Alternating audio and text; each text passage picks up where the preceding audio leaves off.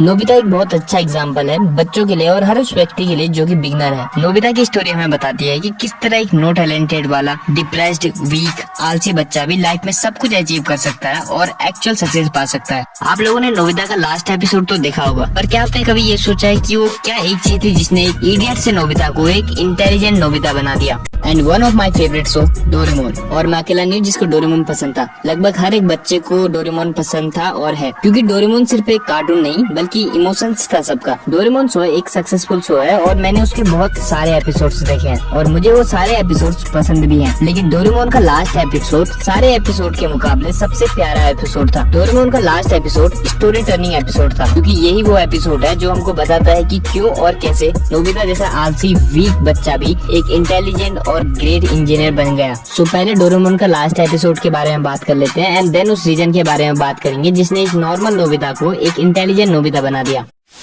तो डोरेमोन का last episode कुछ इस प्रकार स्टार्ट होता है। प्रेसिडेंट डेकिसुगी, सुनियो और जियान टीवी में नोबिता का इंटरव्यू देख रहे होते हैं। डेकिसुगी कहता है, हाँ ये वही नोबिता है जिसको रोबोटिक टेक्नोलॉजी का सबसे ज्यादा ज्ञान है। सुनियो और जियान बचपन के दिनों की बात करते हैं और जियान कहता है कि उनको नोबिता को भी कॉल करना चाहिए, जिसमें डेकिसुगी कहता है कि नो, मैं आज सिर्फ तुम दोनों से ही बात करना चाहता था। तुम्हें डोरेमोन तो याद है ना? जिसमें सुनियो कहता है कि उन यादगार पलों को भुला देना कठिन है और जियान थोड़ा एग्रेसिव हो जाता है और कहता है, मुझे ये सुनकर झटका लगा, पर हम सब दोस्त हैं, क्या हम एक दूसरे के लिए अपनी जान खतरे में नहीं डाल सकते? लेकिन इससे हम सबका फ्यूचर बदल गया।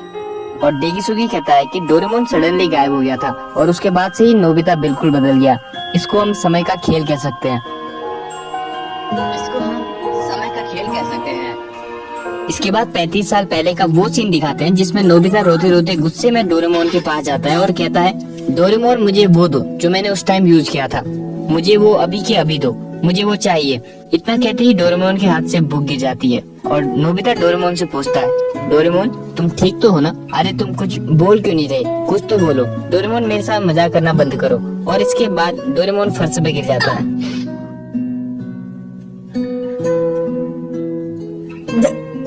डोरेमोन।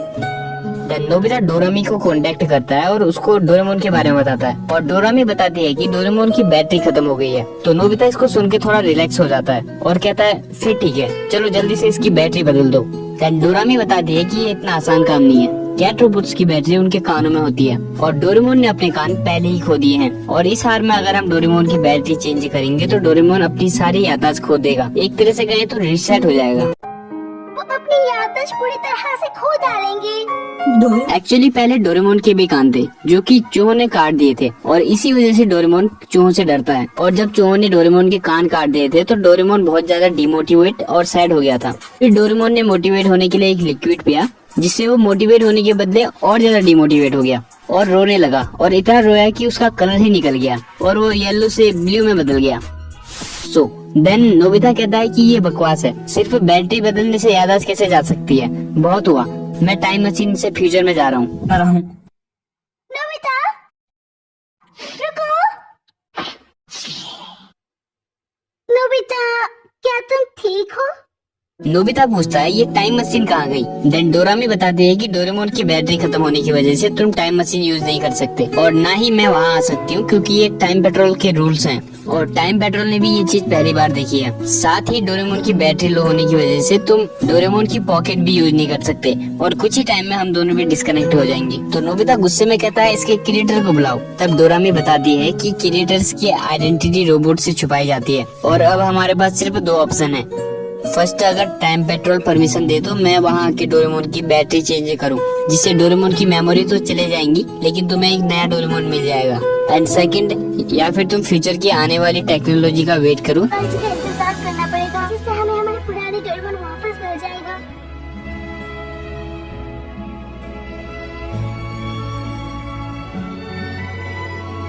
नोबिता की मॉम नोबिता और डोरेमोन को डिनर के लिए बुलाती है।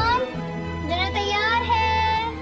वो दोनों कहाँ हैं? शायद उन दोनों ने फिर से झगड़ा किया है, इसलिए किसी ने मेरी बात का जवाब नहीं दिया। वहाँ नोबिता अपने रूम में खूब रोता है और डोरेमोन के साथ अपनी पुरानी यादें दोहराता है। एक्चुअली यही वो टाइम था जब नोबिता अपने आप से कुछ वादा कर लेता है। डोरेमोन, क्या तुम्हें वो दिन याद है जब हम पहली बार मिले थे? वो न्यू ईयर का दिन था। मैं चौंक गया था क्योंकि तुमने कहा था तुम रकून डॉग नहीं हो। और हम बहुत जगह घूमे भी थे, है ना। फ्यूचर, पास्ट और कई रहस्यमय जगह है। और हमने कई बार बहुत पंगे लिए हैं। डोरेमोन, जब तुम्हें कुछ समझ नहीं आता तब तुम लल्लू दिखते हो। जब लोग मेरा मजाक उड़ाते हैं तब तुम हमेशा मेरी मदद करते हो। मैंने कभी ढंग से शुक्रिया भी नहीं कहा, पर तुम्हें पता है कि मैं बहुत खुश होता हूँ, है ना। और हम बहुत लड़ते भी थे, पर फिर भी इतना सब कुछ होने के बाद हम वापस दोस्त बन जाते थे।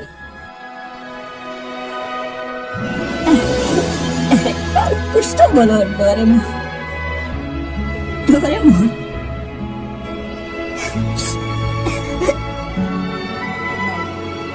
इसके बाद डायरेक्ट नेक्स्ट सीन दिखाते हैं जिसमें नोबिता यूनिवर्सिटी में होता है, और ये मेरा फेवरेट सीन है, जहाँ उसने टॉप किया होता है और उसको अपने मार्क्स देख के कुछ फर्क नहीं पड़ता और वो वहाँ से जाने लगता है। तभी चिजुका नोबिता को रोकती है और कहती है, तुम तो बड़े कमाल के हो, तुम्हें हाईएस्ट मार्क्स मिले। बधाई हो नोबिता, तुम्हारे जैसा कोई भी नहीं है। शुक्रिया, पर क्लास का टॉपर बनना मेरे लिए काफी नहीं, ये सिर्फ ज्ञान है। मुझे अभी काफी मेहनत करनी है। अगर तुम अपनी बॉडी पर इतना ज्यादा दबाव डालोगे तो ये तुम्हारे लिए अच्छा नहीं होगा। बहुत टाइम हो गया है, हम स्कूल के पीछे वाली पहाड़ी पर नहीं गए। चलो वहाँ चलते हैं। थैंक यू शिजुका, पर इस बार नहीं, मुझे काफी काम है, तो अगली बार चलेंगे। अरे वो तो नोबिता है, टॉपर। फिर डेकिसुगी कहता है नोबिता बदल चुका है। नोबिता तो काफी बदल चुका है।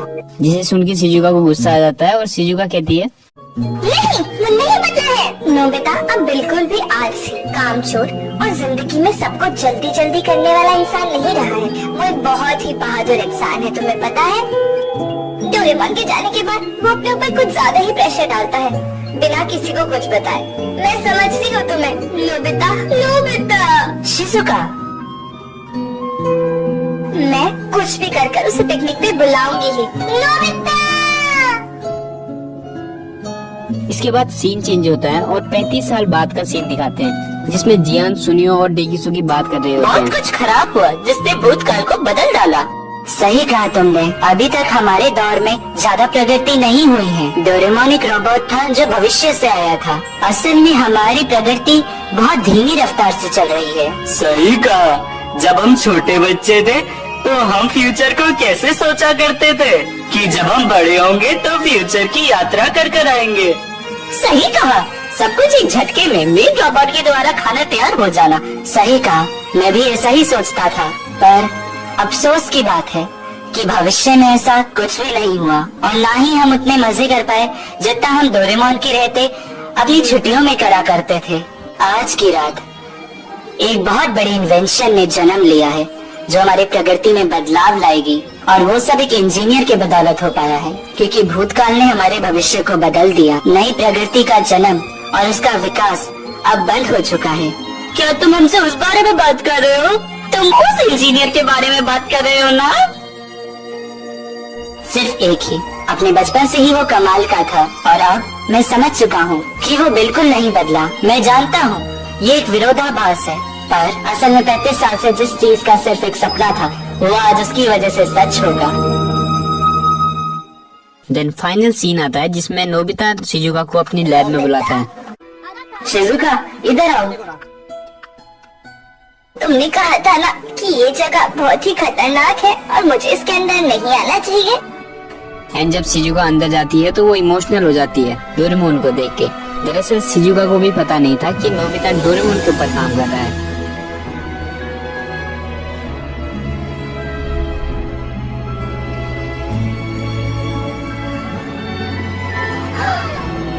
डोरेमोन, मैं स्विच को ऑन करने जा रहा हूँ, ठीक है?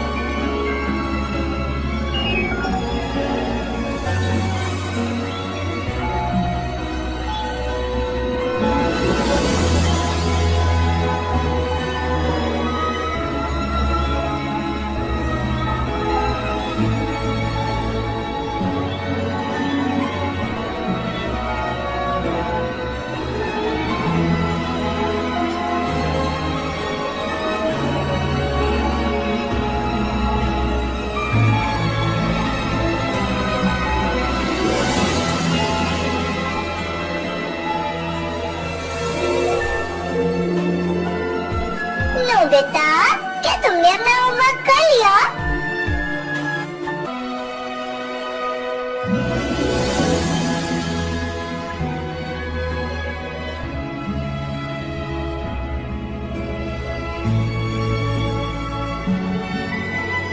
व्हाट अ ब्यूटीफुल स्टोरी, है ना। इस एपिसोड को कितने बार भी देखो मन नहीं भरता, बस मोटिवेशन ही मिलता है। तो अब सोचो वो क्या चीज थी जिसने एक lazy, no disciplined and weak Nobita को एक अलग ही जीनियस नोबिता बना दिया। मैं बताता हूँ, वो चीज थी पर्पस, यानी उद्देश्य। पर्पस एक ऐसी चीज है जो तुमको काम करने में मजबूर कर देती है, फिर चाहे तुम कितने भी खुश क्यों ना हो, कितने भी दुखी क्यों ना हो, कितने भी थके क्यों ना हो। जैसे ही तुमको अपना पर्पस याद आता है तुम उसको पूरा करने में लग जाते हो। तुम चाहे किसी का भी एग्जाम्पल ले लो, इलॉन मस्क, स्टीव जॉब्स या फिर अपनी इंडिया के राजेश अग्रवाल, कोई भी, सबके पास अपना पर्पस था जिसको पूरा करने के लिए उन्होंने वो सब कुछ किया जो वो कर सकते थे। लाइफ में पर्पस होना इसलिए भी जरूरी है ताकि आपकी लाइफ कभी बोरिंग ना हो, हमेशा उत्साह से भरे रहे। पर्पस आपकी लाइफ में टेस्ट लेके आता है जो कि आपको पैसे से, घर से, गाड़ी से नहीं मिलेगा। जिस दिन डोरेमोन की बैटरी खत्म हो गई थी उस दिन नोबिता खूब रोया था और अपने पुराने दिनों को याद करने लगा था। और उसी रात नोबिता ने डिसाइड किया था कि वो डोरेमोन को ठीक करके रहेगा। उसी दिन नोबिता को उसका पर्पस मिल गया था और वो पर्पस इतना स्ट्रॉन्ग था कि उसके सारे डिस्ट्रैक्शन हट गए और वो अकेला लड़ने के लिए तैयार हो गया। इवन तब उसको ना ही अपने ज्यादा मार्क्स आने की खुशी थी और ना ही डे की सुगी से कोई जलन। नोबिता को बस नॉलेज से मतलब था जिसके दम पे वो डोरेमोन को ठीक कर सके, जो कि उसने किया भी। भले ही ये सिर्फ एक कार्टून शो है लेकिन ये हमें बहुत बड़ा लेसन देता है। यहाँ पर कुछ सवाल उठते हैं कि हम अपने पर्पस को कैसे ढूंढें, कैसे अपने पर्पस को बनाएं और कैसे उसे सिलेक्ट करें। हमारी लाइफ का तो कोई पर्पस ही नहीं है, तो चिंता ना करो, पहले ये सुनो। डोरेमोन की बैटरी खत्म होने से पहले तक नोबिता का भी कोई पर्पस नहीं था, बट डोरेमोन की बैटरी खत्म होने के बाद नोबिता को उसका पर्पस मिल गया था। तो अगर आज आपका कोई पर्पस नहीं है इसका मतलब ये नहीं कि कल भी तुम्हारा कोई पर्पस नहीं होगा। तुम्हारे साथ कुछ भी ऐसा हो सकता है जो तुम्हें तुम्हारा पर्पस दे दे। बस अपने पर्पस को ढूंढते रहो और बाकी काम तुम्हारा सबकॉन्शियस माइंड करेगा। बट मेक श्योर कि तुम्हारा पर्पस सेल्फिश ना हो बल्कि सोसाइटी के बेनिफिट के लिए भी हो। लेकिन जब तक पर्पस ना मिले तब तक क्या करें? तब तक अपने आप को अपग्रेड करो, अपने बेस्ट वर्जन बनने की कोशिश करो और जब तक पर्पस ना मिले इसी को अपना पर्पस बना लो, यानी self mastery. Be the best version of yourself.